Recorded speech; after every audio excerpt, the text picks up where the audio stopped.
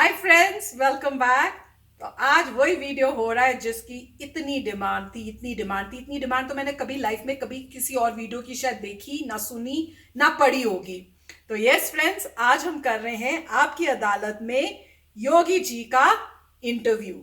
और आपने कहा था भाई बहुत धमाकेदार है, तो हम भी प्रिपेयर्ड हैं। पर मुश्किल ये है कि वीडियो में ब्रेक्स कहाँ लेंगे ये समझ नहीं आ रहा, क्योंकि अगर धमाकेदार है, हमने पहले भी किए हैं आपकी अदालत के दो अलग अलग वीडियोस जो पॉलिटिशियंस है उनके ऊपर, और उसमें हमें बड़ी प्रॉब्लम हो रही थी। तो फॉर्चुनेटली एक के अंदर तो उन्होंने एक अलग से पार्ट्स हमारे लिए बना के रखे हुए थे। अब इसमें उन्होंने कोई पार्ट्स नहीं बनाए, पूरा इकट्ठे दिया हुआ है। तो अब हमें होगा कि भाई कोई हमें कंट्रोल करे कि कहाँ ब्रेक लेना है। तो हस्बैंड को ये ड्यूटी देंगे कि भाई, क्योंकि मैं तो रोक नहीं सकूंगी, तो इनको बताना पड़ेगा कि भाई अब रोक दो, अब आगे नहीं जाना, क्योंकि बहुत लंबी हो रही है। तो यस फ्रेंड्स, वीडियो देखने से पहले अगर आप इस चैनल पर नए हो और आपने अभी तक सब्सक्राइब नहीं किया है, तो जल्दी से क्या करना है, सब्सक्राइब के बटन को क्लिक करना है और जो बेल आइकन है उसको करना है हिट। क्यों? ताकि आपको हमारे नए वीडियोस इसी टाइप के जैसे हम अपलोड करें उनका नोटिफिकेशन आपको मिल जाए, क्योंकि हमारे वीडियोस के कोई टाइमिंग नहीं होते, वो कभी भी आ सकते हैं। और वीडियो देखने के बाद अगर आपको ये वीडियो मजेदार लगे, अच्छा लगे, तो करना लाइक और शेयर करना ये वीडियो अपने फ्रेंड्स और फैमिली के साथ। तो चलो फ्रेंड्स, जल्दी से देखते हैं आज का ये कमाल का वीडियो।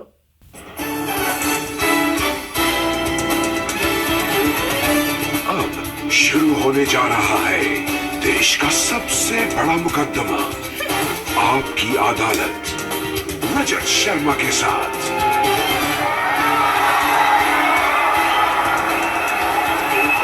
नमस्कार, आपकी अदालत में आपका स्वागत है। आज हमारे मेहमान एक ऐसी शख्सियत है जिनकी चर्चा पूरी दुनिया में है, सिर्फ भारत में नहीं, लंदन में, न्यूयॉर्क में, हर जगह इनके बारे में लोग सवाल पूछते हैं, इनके बारे में जानना चाहते हैं। ऐसी शख्स है जिसे उत्तर प्रदेश की जनता ने प्यार और दुलार दिया, मान सम्मान दिया। ऐसा व्यक्ति जिसको अभी मुख्यमंत्री बने हुए कुछ महीने हुए हैं, लेकिन लोग बहुत सारे सवाल मुझसे पूछना चाहते हैं। प्लीज वेलकम उत्तर प्रदेश के मुख्यमंत्री योगी आदित्यनाथ।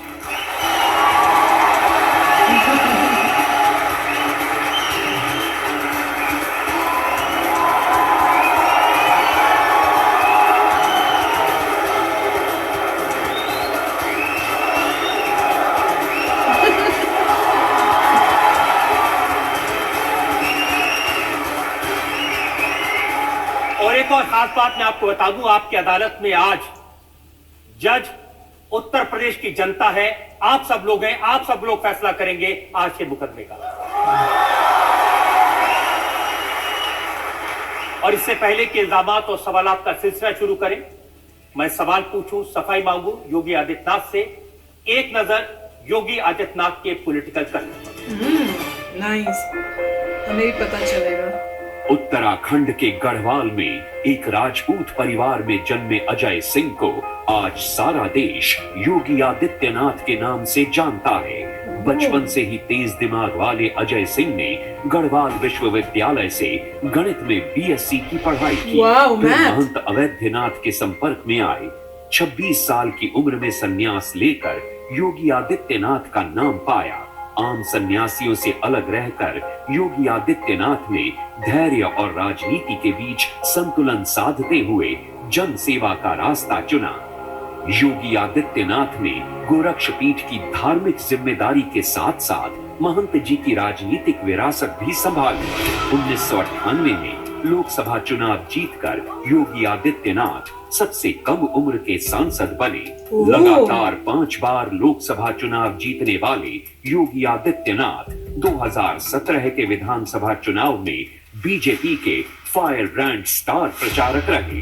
योगी ने 175 से ज्यादा सभाएं की और बीजेपी को प्रचंड बहुमत दिलवाया। योगी आदित्यनाथ सन्यासी से चीफ मिनिस्टर बने, उत्तर प्रदेश की कमान संभाली। योगी आदित्यनाथ की दिनचर्या कड़े अनुशासन में बंधी है, विवादों से नाता है। आपकी अदालत में मुख्यमंत्री योगी आदित्यनाथ अपनी पैरवी खुद करेंगे। तो आइए मुकदमा शुरू करते हैं। आपकी अदालत में पहला इल्जाम उत्तर प्रदेश के मुख्यमंत्री योगी आदित्यनाथ। आपकी अदालत में Heart of उत्तर stone, प्रदेश के Lord. मुख्यमंत्री योगी आदित्यनाथ पर आरोप है कि इनका दिल बड़ा कठोर है। Smile to Yogi ji, get you. आपके साथ जो कॉलेज में पढ़ते थे साथी संगी ये कहते हैं, बीरेंद्र बहुखंडी ने बताया कि आप 22 साल की उम्र में अचानक गायब हो गए। ऐसे वक्त जब लोग आपको प्यार करते थे, आपकी प्रखर बुद्धि की सराहना करते थे, आप बहुत अच्छे स्टूडेंट थे, लेकिन संगी साथियों को छोड़ के, परिवार को छोड़ के अचानक चले गए। ये सच है, लेकिन जीवन का कोई उद्देश्य तो होना चाहिए। वह क्षण अत्यंत कठिन होता है, लेकिन वो मैंने निर्णय लिया। मैंने अपने कॉलेज के दिनों में अखिल भारतीय विद्यार्थी परिषद और इस दुनिया के सबसे बड़े स्वयंसेवी संगठन राष्ट्रीय स्वयंसेवक संघ की कार्यपद्धति को, राष्ट्र के प्रति उनके समर्पण के भाव को देखा तो मेरे मन में आया कि मुझे भी इस दिशा में कार्य करना चाहिए। और उस समय मेरा संवाद और मेरा संपर्क हुआ राम जन्मभूमि मुक्ति समिति के अध्यक्ष गोरक्ष पीठाधीश्वर पूज्य महंत विद्यानाथ जी महाराज से। उन्होंने मुझे 2-3 बार गोरखपुर बुलाया, लेकिन मैं क्योंकि विद्यार्थी परिषद और राष्ट्रीय स्वयंसेवक संघ के कार्यक्रमों के साथ इतना जुड़ा हुआ था कि समय नहीं मिल पा रहा था। लेकिन जब राम जन्मभूमि आंदोलन बहुत तीव्र और आगे बढ़ा तो मुझे लगा कि अब मुझे उस मिशन में आगे बढ़ जाना चाहिए, तो मैं गोरखपुर चला गया। और बाद में ये मेरा सौभाग्य है कि गोरक्ष पीठाधीश्वर पूज्य महंत विद्यानाथ जी महाराज ने मुझे अपना शिष्य स्वीकार किया। मैंने उनसे संन्यास की दीक्षा ली और फिर एक नाथ योगी के रूप में मैं आया। लेकिन संन्यास लेने के पहले मैंने अपने पूज्य गुरुदेव के सामने कुछ प्रश्न उससे रखे थे, क्योंकि ऋषिकेश और हरिद्वार में रह करके मैंने ये देखा था कि बहुत सारी चीजें मेरे सामने आई थी, देखता था मैं। संन्यास का मतलब क्या पलायन है, और अगर पलायन है तो मैं पलायन जीवन में पलायन का रास्ता नहीं अपनाना चाहता था। मैंने इस बात को कहा कि मैं संन्यास का मतलब सेवा से जोड़ करके देखना चाहता हूं। उन्होंने कहा कि गोरक्षपीठ जिस अभियान के साथ जुड़ी हुई है, एक बार तुम उसको देखो। तो 6 महीने का समय दिया उन्होंने मुझे, और मुझे लगा कि वास्तव में संन्यास का जो सही अर्थ है उसको गोरक्ष पीठाधीश्वर महंत विद्यानाथ जी महाराज जी रहे हैं। उन्होंने मुझे शिष्य के रूप में स्वीकार किया, मैंने उन्हें गुरु के रूप में स्वीकार किया, और मैं सन्यासी के रूप में, योगी आदित्यनाथ के रूप में सबके सामने। लेकिन वो व्यक्ति जिसको सब लोग प्यार करते थे इतना कठोर कैसे हो सकता है? माता पिता को नहीं बताया, भाइयों को नहीं बताया, बहन को नहीं बताया। देखिए, एक छोटे परिवार से एक बड़े परिवार में सन्यास के रूप में मेरा आगमन है। व्यक्ति परिवार के बारे में जब सोचता है तो सोच बड़ी संकुचित होती है। जब पूरे समाज के बारे में, पूरे राष्ट्र के बारे में सोचता है, और विराट सोच है, ये सही मायने में हिंदुत्व की सोच है, और उस सोच को हम लेकिन जब आप सन्यासी बन गए, माता पिता ने आपको देखा, सिर मुड़ा लिया था, भगवा कपड़े पहन लिए थे, कानों में कुंडल था, वो तो बहुत रोए आपको देख के। हाँ, क्यों नहीं। उनके सामने मेरे पिता जो है उनको जानकारी नहीं थी, क्योंकि मैं किसी को बता के गया ही नहीं था। तो समाचार पत्रों में निकला होगा तो उनको कहीं से जानकारी मिली, तो मुझे ढूंढते ढूंढते गोरखपुर पहुंचे। मैं संजोग से मंदिर में सफाई के कार्य को देख रहा था तो मेरी नजर अचानक पड़ी, लेकिन मैं इस भेष में कैसे उनके सामने जाऊं, मुझे स्वयं संकोच हुआ। लेकिन अब जाना था तो उन्होंने मुझे देखा तो उनके आंखों में आंसू आ गए। लेकिन मैं उनको ढांढस बंधवाया, बिठाया, ले गया। बिठा करके फिर मैंने अपने पूज्य गुरुदेव से फोन, गोरखपुर में नहीं थे लेकिन मैंने उनको फोन से सूचना दी। तो मुझे पूज्य गुरुदेव को लगा कि ऐसा नहीं होगी मैं फिर अपने पिता के साथ चला जाऊं। तो उन्होंने मुझसे पूछा कि तुम्हारी मानसिकता क्या है। मैंने कहा नहीं, मैंने जब संन्यास ले लिया है तो मैं तो गोरखपुर में ही रहने के लिए आया हूं। लेकिन आपको वास्तविकता से अवगत कराना मेरा कर्तव्य है। मैंने आपको बताया है। उन्होंने फिर बातचीत किया, उन्होंने बताया कि भाई देखो, तो जीवन का उद्देश्य होता है। खैर, उन्होंने बाद में इसको स्वीकार भी किया कि नहीं भाई, तुम्हारा मार्ग ठीक है, तुमने जो किया ठीक किया है, अच्छा है, हमारी शुभकामनाएं हैं, हमारा आशीर्वाद है। आपके बारे में रिसर्च करते करते मुझे ये भी पता चला कि आपकी बड़ी बहन थी 5 साल बड़ी, जो आपको पहली क्लास में जब जाते थे तो उंगली पकड़ के ले जाया करती थी जंगल के रास्ते से स्कूल, और सबसे ज्यादा करीबी वही थी आपकी। लेकिन इतने बरस अलग रहे, 20-21 साल में आप उनसे मिले नहीं, बस 1-2 बार मिले। मैं सही बता रहा हूं कि मैंने जीवन में जो कुछ भी सीखा है अपनी माँ और अपने बहनों से सीखा है। वाह। वो मुझे पढ़ाते थे। मेरी माँ मुझे, यानी मुझे अक्षर का ज्ञान मेरी माँ ने कराया, लेकिन और पूरे उस स्कूली शिक्षा के बारे में भी इंग्लिश मेरी बहन मुझे पढ़ाती थी। लेकिन जब मैंने कहा ना कि एक छोटे परिवार से एक बड़े परिवार में एक सन्यासी के रूप में मेरा मिलन है, और मैंने उस रूप में मैं जीवन जी रहा हूं, और पूरे समाज को एक परिवार के रूप में लेकर के आगे बढ़ने का प्रयास कर रहा हूं। अब योगी जी, मैं भी समझना चाहता हूँ, देश की जनता भी समझना चाहती है, कोई ऐसा कठोर कैसे हो सकता है कि आप सन्यासी बन गए, उसके 2 साल बाद आप भिक्षा लेने के लिए अपने घर गए, अपनी माँ से भिक्षा मांगी, माँ के दिल पे क्या बीती होगी? देखिए, सन्यास का एक धर्म है वो, और उसका निर्वहन प्रत्येक को करना होता है, कि जीवन में उसको एक बार अपने परिवार से भिक्षा लेने के लिए जाना ही होगा। और मुझे लगता है कि उसका निर्वहन मैंने भी किया है।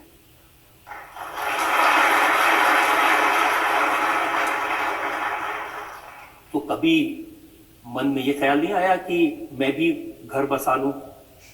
देखिए, व्यक्ति ने जब एक बार निर्णय ले लिया है, मैं उन लोगों की स्थिति को पहले से देख रहा हूं जिन्होंने घर बसाया है।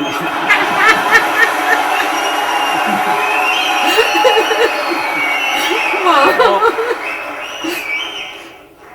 कम से कम मैं उस टेंशन से फ्री हूं। लेकिन मेरी शुभकामनाएं होती हैं, जब कोई व्यक्ति शादी करता है तो मैं उसको शुभकामना देने, आशीर्वाद देने आपकी बहन तो ये भी कहती हैं कि उनके जो छोटे छोटे बच्चे से उनसे बहुत प्यार था।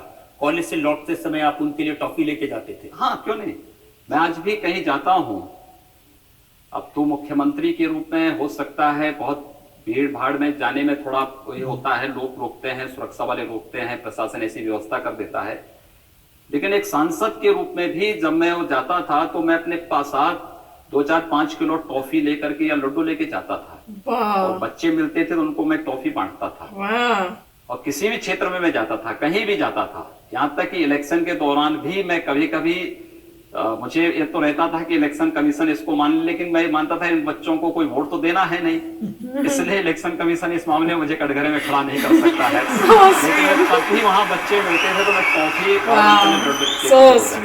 उत्तर प्रदेश की परंपरा योगी जी ये रही है कि कोई मुख्यमंत्री बनता है तो फिर अपने बेटे को मुख्यमंत्री बनाता है, फिर बेटा अपने बेटे के लिए तैयारी करता है, और हमने तो देखा पूरे परिवार में लड्डू बंटते हैं।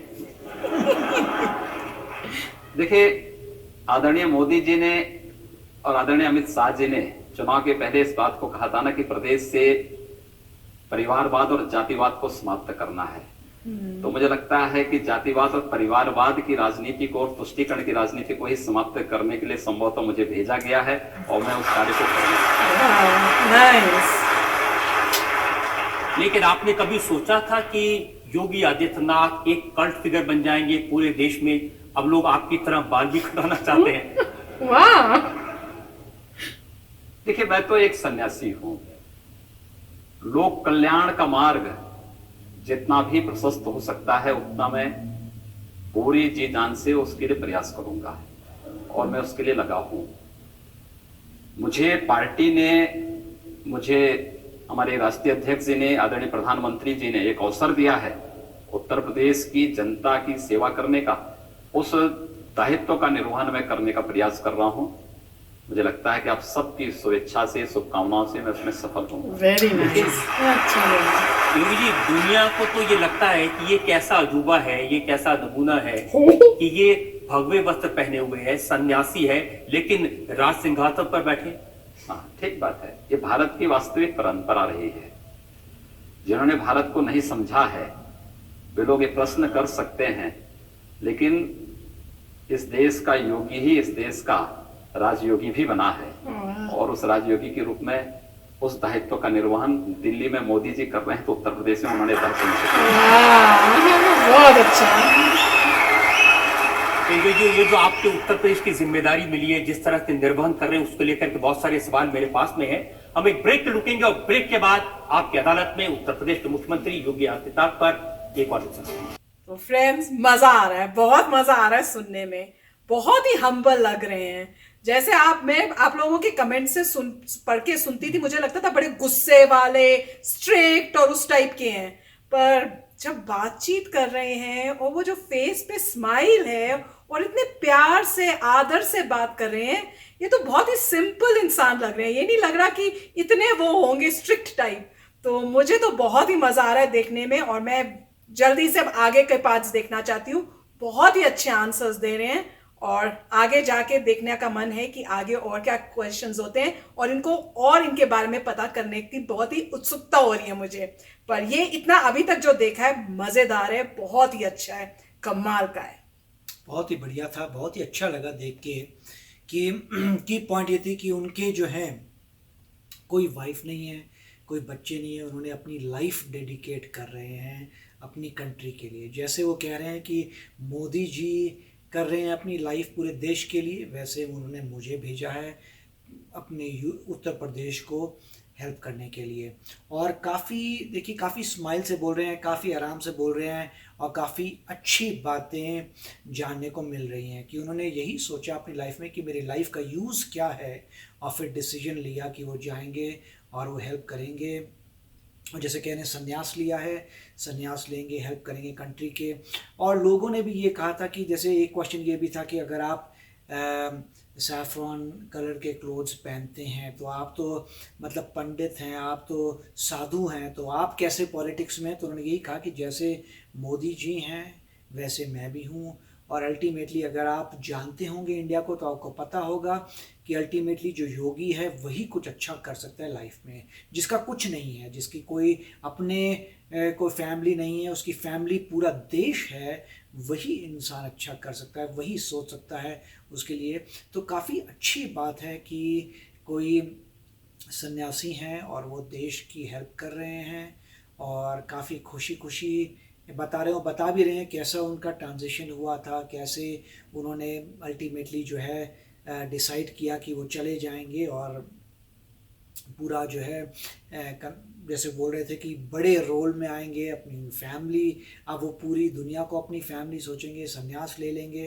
तो बहुत ही बढ़िया अभी तक पार्ट लगा है, बहुत ही अच्छा लगा। यस फ्रेंड्स, तो अगर आपने अभी तक नोटिफिकेशन बेल नहीं क्लिक किया हुआ तो जल्दी से कर लो, क्योंकि इसके अभी बाकी पार्ट्स अभी आने बाकी हैं। तो चलो फ्रेंड्स, चलते हैं, क्योंकि हमने जल्दी से दूसरे पार्ट्स देखने हैं। मिलेंगे नेक्स्ट वीडियो में जल्दी। Till then take care and bye bye. तो अगर आप मेरे इस चैनल पे नए हो तो जल्दी से सब्सक्राइब के बटन को हिट करो और बेल आइकन को क्लिक करो, ताकि आपको मेरा जब नया वीडियो मैं लगाऊं आपको उसके बारे में जल्दी से पता चल जाए।